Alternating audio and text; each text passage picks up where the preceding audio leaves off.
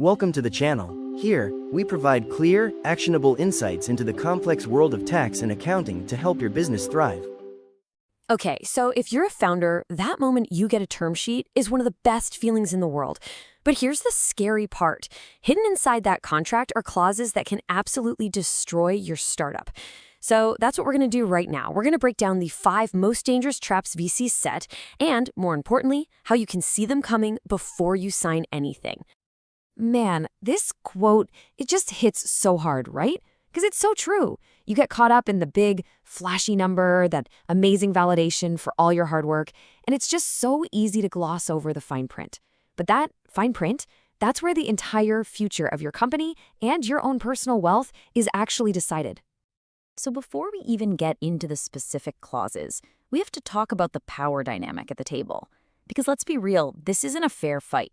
It was never designed to be. I mean, just look at this. It says it all. On one side, you've got the VC. This is what they do all day, every day. They see dozens of deals like yours a year. They've got armies of expert lawyers who have tweaked every single word to their advantage. And on the other side, there's you, the founder. You're probably doing this for the very first time. You're running on fumes building a company. And now you have to decode 100 pages of intentionally dense legalese. That gap in experience, that's where the traps are hidden. All right, trap number 1.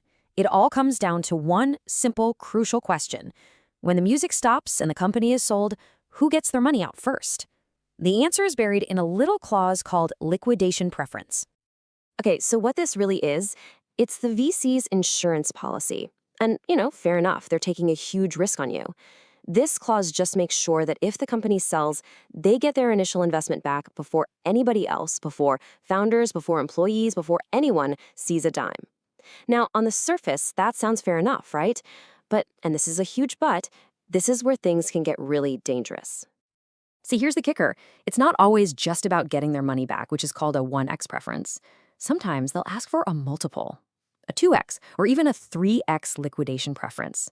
That means they get 2 or 3 times their money back off the top, and that one little number can completely change the outcome of an exit for you and your team.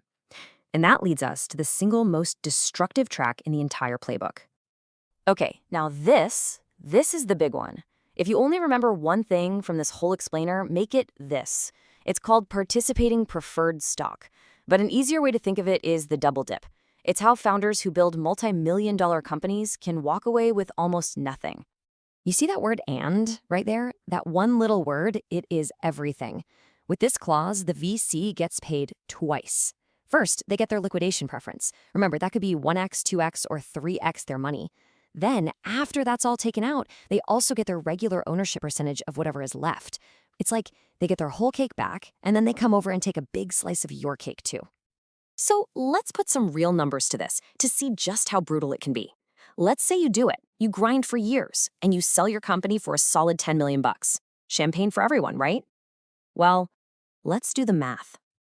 Okay, deep breaths, because this slide is where the dream can turn into a nightmare. Follow me here. The VC puts in $3 million for 30%, but the killer term sheet has a 3x participating preferred clause. So the company sells for $10 million. Step 1, the VC gets their 3x preference. That's 3 million times 3. $9 million right off the top. That leaves only $1 million for everyone who built the company. But wait, it gets worse. Step 2, the double dip. The VC now takes their 30% ownership of that remaining million. That's another $300,000. So when the dust settles, the VC walks away with $9.3 million, and the founders get to split what's left, $700,000. Just look at that number, $9.3 million. Out of a $10 million sale, the investor takes almost all of it. That is the insane power of combining a high liquidation preference with participating preferred stock. The founders, the people who poured their lives into this, they get less than 7% of the proceeds. It's devastating. Okay, so the money part is terrifying, right? But it's not just about the cash. There are traps that can literally strip you of control over your own company's destiny. We're talking about who really gets to decide when and if you sell.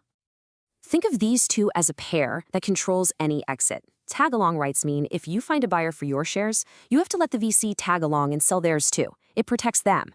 But drag-along rights, ooh, that's the one that can really hurt. This gives the VC the power to force a sale of the entire company.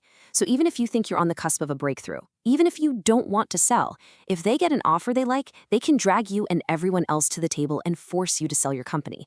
It's no longer your call. All right, our last major trap.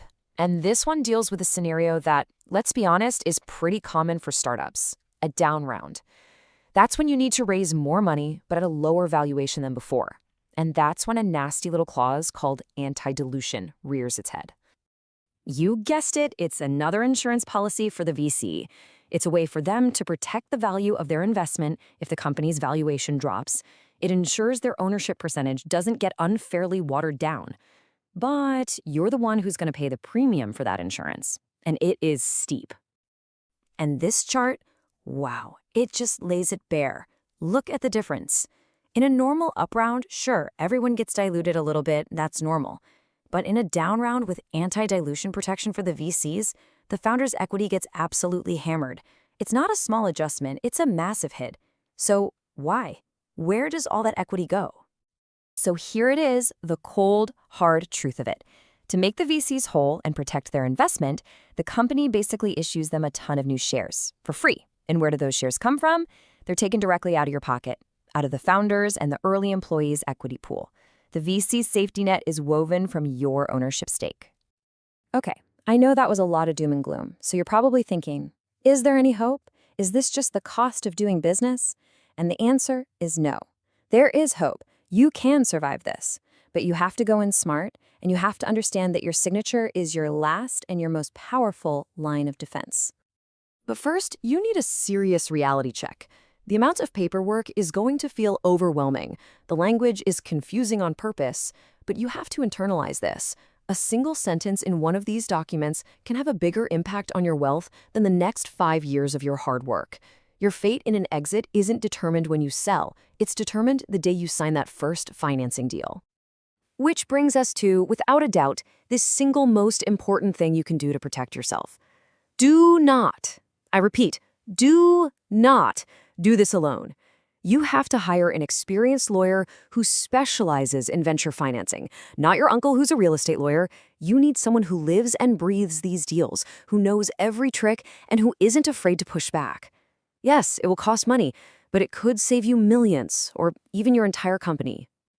And I really want you to let this next part sink in because it's so important. You can go on to build the greatest company in the world. You can hit every milestone, crush every competitor, but if you signed a bad deal at the beginning, no amount of success can fix it. The math is locked in. The only way to win is to prevent the mistake from happening in the first place. So the next time you're looking at a term sheet with that pen in your hand, you have to ask yourself this question. That signature, it represents years of your life, of sleepless nights, of sacrifice. Understanding these traps is the only way to make sure that signature is the start of a partnership and not the end of your dream.